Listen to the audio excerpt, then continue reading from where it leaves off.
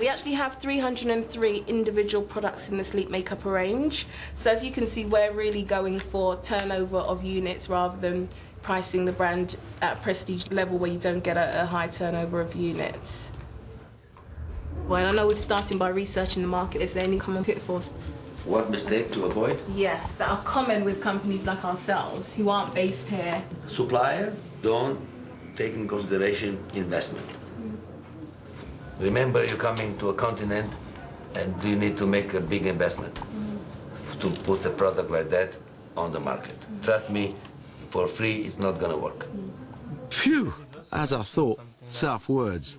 There's a big lesson here. Despite Carrefour's interest, you still need a distributor like Jacob to look after your products in Brazil. But he wants big money for marketing and advertising to get the product known in the first place. And you guessed it, the money will have to come from Sleek. It's not a message that Tanika wanted to hear, but she needs to take it on board. And now there's something I need to get Peter to face up to.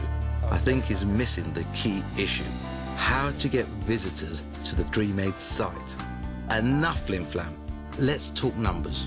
Let's get down to pounds, shillings and pence. How much are you spending? We're spending £300 a month on pay-per-click advertising in the UK. I mean, I like what you're doing. I just see it really balancing on one thing and one thing only. Exposure. We've gone from about 15 visitors a day up to close to 60, so quadrupled in the last month. Peter, when you're looking at numbers that are so small, there needs to be visits to the site. This will stand or fall purely on that one thing. Whether you can make it happen by people talking to each other and walking around at the markets telling people it exists. It could actually take you years, if ever at all, to actually impregnate those areas of the market that you are desperately trying to get to. Yeah. And I'd just like you just to give some thought to a plan B. Even if you've got the best product in the world, if no one knows about it, you're in trouble. Marketing is the key, and unfortunately for Peter, it's also the most expensive component in an internet business. And marketing's something I need to put to Tanika and Sleek's MD, James Tharrett, who's just arrived in Brazil. Now, tell me, all the big brands have come here. Some have failed miserably. So why have they failed? Well, there's been one consistent factor in the mass market chains, and that is all of the brands that have come here have not had any testing facilities on their stands ever.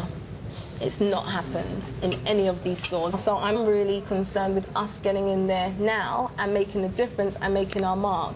And then we will then be known as the brand that has done it. Yes, but isn't she missing that point? Products that I'm still struggling with the fact that you're going to do all that with no marketing. Well, there is marketing. There is marketing. There is marketing. Where is it? We've got guidance from... Well, basically, we've only identified distributors who have in-house marketing experience. Have got No. Every distributor does marketing. No. Who's going to pay for the marketing? Well, you've got 40% for the distributor. Yeah. What's usual here is about a 5% allocation from that for marketing.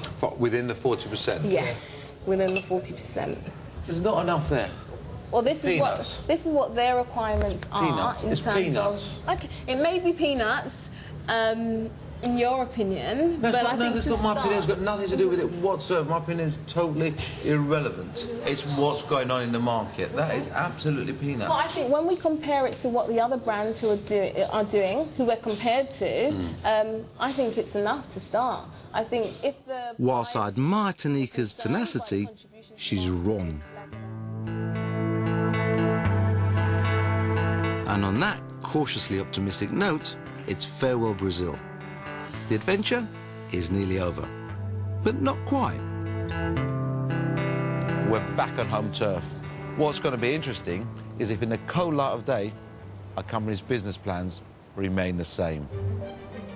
5 months ago, when I left him in Brazil, Peter McAteer was desperately grappling with his fundamental problem, how to attract customers to his website and actually generate some profit. Last time we met, Peter only had a few hundred visitors.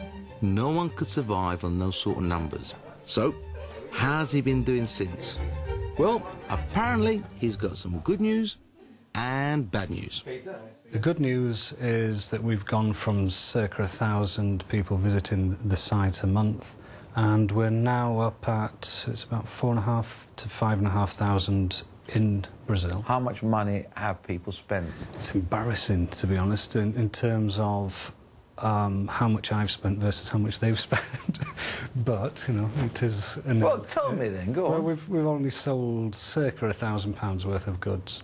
Of which you've earned 10% on? Of which we've earned 10%. Which is? So about 100 quid. Believe it or not, that was the good news. The bad news is that we've found that the expense associated with marketing this is very high. A competitor that we're studying very carefully is spending up to $250,000 a month purely on Google. Yeah. And you've spent? The total cost I'm looking at to me is close to £500,000 now. So it's a pretty sizable. So apart from investment. Yeah, it is. It's a big investment. I'm realising that McAteer's pockets are going to run dry if it continues like this. Several Shakes pockets will run dry if you carry on like this. Never mind McAteer's. Dreamaid, sadly, is a classic case of someone coming up with an idea, thinking it's a good idea, doing lots of research, and not reading the research properly. You have competition that's spending absolute fortunes in telling people they exist and getting people to use their site. Unfortunately, Peter hasn't got those sort of resources. It's a basic requirement for launching a new business, especially on the web, that you have to market. And that costs money. What about sleek makeup? Last time we met Tanika, she'd done a brilliant job getting a supermarket eager to sell her product. So far, so good. But are Sleek prepared to stump up what's needed to launch a product in a brand new country? A lot's happened, really. It's been quite a roller coaster. We were always told that the actual contract would be the difficult part with Brazil because there's a lot of red tape, and that's what we found, really. We've only actually signed with a distributor as of last week, and that's Well, hold on. 4 months on. You've signed with a distributor? Yep, as of only last week. Well, congratulations. Thank you. That's great news. But has she listened to my advice on marketing? Compared to you. I mean, I questioned whether you had enough marketing spend within the figures you're offering your distributors. And we increased it. You increased that? Yes, we did. You were right. We've given them quite a significant margin. Right. And it's to allow for a 90% spend marketing. And the reason for that is we believe it's a tremendous potential market for us. And we listened, and we need to invest to make it work. Exciting times. Yeah. Have I got any grey hairs yet? Well, that's a relief. She was certainly giving me grey hairs. Tanika was insistent that she was going to do things her way. She was going to give a distributor 5% of the turnover as marketing. Well, that in any market is weak. And when you're trying to establish yourself in a new market, it's very, very poor. What I was extremely pleased about, though, was that when she got back home, I don't know when, I don't know how, but she did a complete about turn. Tanika upped the marketing spend from 5 to 19%. That's a lot more realistic. Take care. Thank you. And last of all, when I left Brazil, Cadbury was still hoping to gobble up Brazilian chocolate company Garoto, just as it gobbled up chewing gum and candy company Adams. But in the world of big business, there's always a danger of being eaten by a bigger fish.